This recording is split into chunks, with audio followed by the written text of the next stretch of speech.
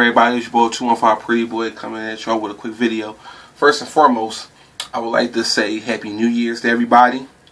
God has blessed us to another fine year, getting us to 2013, wherever we had ups, downs, go-arounds, whatever. But at the end of the day, it's good that we are in here in the new year. We have, as Eagles fans, we made it to see January 1st, and we're here in the playoffs. And it's been quite some time. I believe it's been 3 to 4 years like we have been in the playoffs. And here we are, we're heading into the first round. And of course, now is a lot of things that's great going to join. I'm explaining them in a minute. But in the meantime, let me just get this off my chest. First, EDP 445. Happy New Year, Rob Techno Free, Nitro Free, Philadelphia, J9E, Ripper Eagle 96, and Phillies Fan for Life. I want to wish all y'all Happy New Year. Love y'all. And of course, how about those Eagles? Amazing. But let me get some water.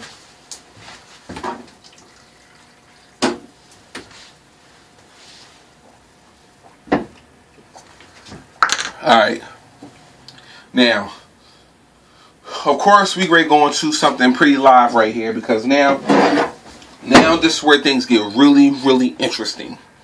Whereas though, right now, we're going to face a team that's pretty much, just as athletic. They got a lot of special talent, a lot of weapons, a lot of good things going on. But of course, it's been known in history, and it's been seen that these guys don't do very well on the road, like especially here in up here in the north. As far as a team like us, Philadelphia, we up here in the north where we're facing all kinds of crazy weather, where it's cold, sometimes it rains, sometimes it snows, or sometimes the wind chill could be tremendously disastrous. Whereas though I don't know how these guys sit out there and play in that kind of weather. And the Saints are not that type of team. They're used to being in the South, in the dome, where it's warm and all kinds of stuff. But anyway, that doesn't mean we should sleep on them. That means we should think this is a catwalk. This shouldn't be giving them the benefit of the doubt that they're not going to win. At the end of the day, I still treat this game as if I treated the last 7 or 8 games that we have played. Whereas though, every game is counted for and is a win or go home scenario. So at the end of the day, we still need to stick with that. Now, of course, I'm going to start with the defense. The defense has been doing what they have been doing, but they could be a bit better. And when I say about a little bit better, is that we gotta look at the the linebackers. The linebackers, y'all understand, we great face a big 6'7", big body. Pro Bowl. What else can I say? I can't even say. I was almost like this dude is that deep and that thorough that this boy is kind of hard to stick. But at the same time, anybody could be shut down. Jimmy Graham, he's a big boy. We got to be able to shut him down. Shut him down, whether it's through the middle, the deep ball. We got to shut him down. So Ryans, Michael, Carey, Boykins, we got to shut this dude down. And it's not just him. We got Carlston. We got to shut him down. Then we got Sproles. We got to shut him down. And we also, more importantly, besides all of that, I know I said importantly with the linebackers, but importantly, we got to get pressure on Drew. We got to get pressure on this dude, because we can't give him that kind of time in the pocket to where he can make plays on us, because at the end of the day, this dude is a playmaker. But at the end of the day, we got to get the defense. We got to set the tone on the defense early on to let him know we're going to be in his face the whole day. And one thing about quarterbacks, I don't care how athletic you are, how good you are, a lot of quarterbacks cannot stand a defense that's in their face. It makes them uncomfortable to even get situated with the run or the pass. So that's another thing that we got to take care of. Now, offensively,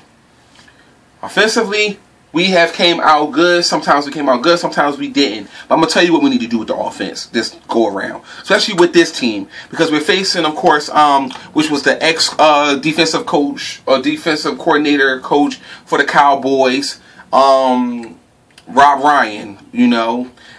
He's a very strategic guy. That got a lot of different blitz packages that he loves to send off onto people, and some of them worked and some of them didn't work. But at the same time, we're not in the we got a whole different coaching staff now, because it ain't like, you know what I mean, when we had our offense that actually knew what Rob Ryan was coming with, because at the end of the day, nobody knows this man's defense. Like, we got a whole new damn coaching staff, whereas though they don't know of Rob Ryan, but they will get to know who he is later in the week, probably sooner than later, but we got to get to know what kind of blitz packages that's going to come along with it.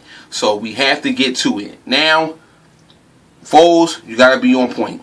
Foles, you have to be on point. You got to be more sharper. Sometimes I understand you don't want to give up the big play, but at the same time, man, get out of the pocket. Sometimes use your legs. Use your legs and get on out of there sometimes, man. Because at the end of the day, like, when you're facing a defense like this, they're going to come after you. And you got to be able to get out of there. I'm not saying you haven't, but right now it's more to the point where it's though, don't think. Just do it. Just think. Just do it. Because at the end of the day, we ain't got time to worry about getting any more sacks, because you got sacked a couple of times last week, and we don't need to do that no more. O-line, we need y'all to be more possessive, more aggressive on the O-line. We need y'all to stick it up with these dudes. This is a way where we can get everything set in tone, whereas the Foles will have time in the pocket and we'll be able to get enough block for Shady or Bryce or Polk to get up that run, get that running game going. We need that. Then, as far as the receivers, whether it's Vaughn, Jackson, Cooper, Selleck, or Cruz, or anybody, Johnson, any of y'all, we need y'all to get yourselves in a position where y'all can be open in any given time, and we need y'all to be in y'all spot at the right time. Because at the end of the day, this game is strictly about, you know what I mean, being in the right place at the right time so we can get the score, get the points on the board. As far as everything else, I don't really see too many things going too bad with this game. The only thing I would say, what will probably hurt us mostly, is, like I said, we not in the right place at the right time to be able to make plays and penalties. We can't do penalties, y'all. We can't keep doing these penalties, because at the end of the day, that's not only, you know what I mean, distracting things, but it's also costing us yards, and it's costing us, you know what I mean, even on both sides, whether it's on our side or on their side. We can't afford no penalties, so let's try to be penalty free.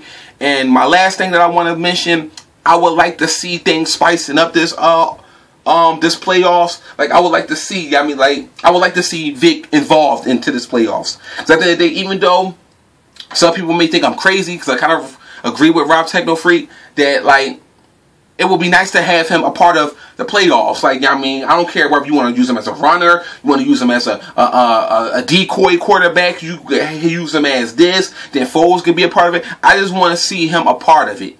This way he has something to contribute to the playoffs, and then we can be able to, you know, say, Vic had a lot to do with it. At the end of the day, I want the whole team collectively to have something to do with it. So I would think that it would be a good idea, if Chip is watching this, to throw the first quarterback in there. So that's one thing. And I can't really say too much, y'all. That's it. That's the only thing I say. I just saying that we great going to the Saints.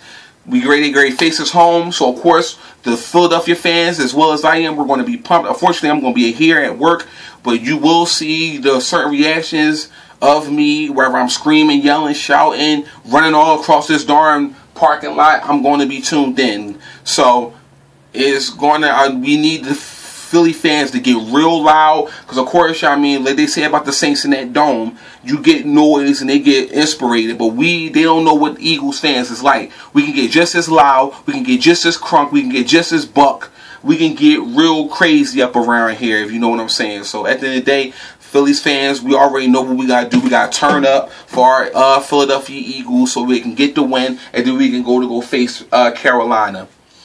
And if we can get through Carolina, man, then hey, we off to the NFC East Championship. And that's will be something that will really have me proud throughout this whole situation. Even if we win or lose, if we don't make it through all the way through the playoffs, y'all, I'm still proud that my team has gotten this far to better than last year. I'll just say it like that. I will be grateful that we got it up to this point to better than last year, 4-12. Last year before that, 8-8, and the year before that was a rust. It's just disastrous. But I'm happy and I'm grateful that we made it this far. But that's my time, y'all. This is 215 Pretty Boy Great. Check up out of here. In the meantime, y'all, to all my followers, everybody, and subscribers, hit me up in the comment box of what y'all think we should do with this game. And that's it, y'all. I'm leader. Bleed green, Eagles Nation.